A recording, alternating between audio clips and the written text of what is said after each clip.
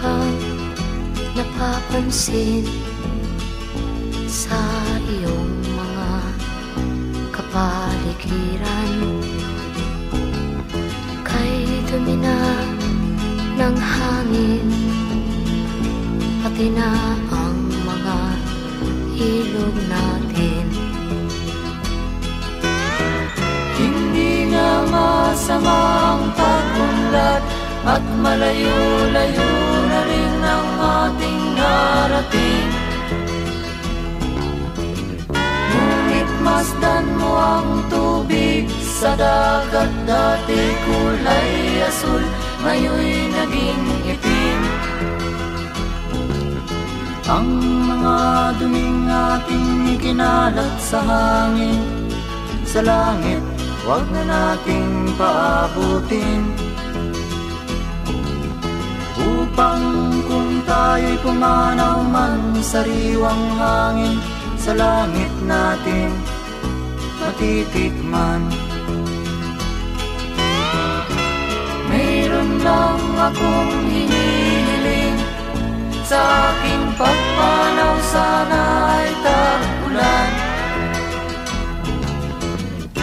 Gitara ko ay aking dadalhin, upang sa ulap na lang tayo magkantahan.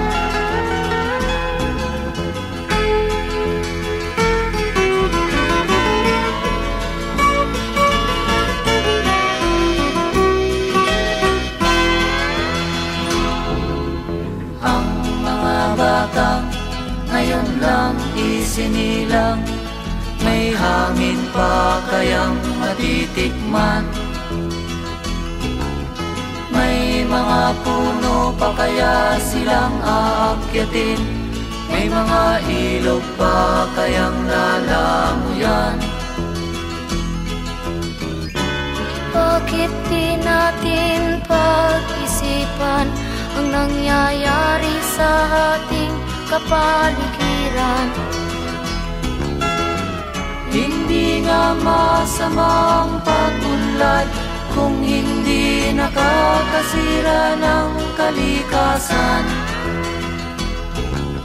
Darating ang panahon, mga ibong dala ay wala nang madadapuan. Masdan mo ang mga punong dati ay kay tatag, ngayon'y namamatay dahil sa ating kalokohan. Lahat ng bagay na narito sa lupa, biyayang galing sa Diyos kahit nung ika'y wala pa. Ingatan natin at huwag nang sirain pa, pagkat pag kanyang linawi tayo'y mawawala na. Mayroon lang akong hinihiling, sa aking pagpanaw sana ay tag-ulan. Gitara ko ay aking dadalhin, upang sa ulap na lang tayo magkantahan.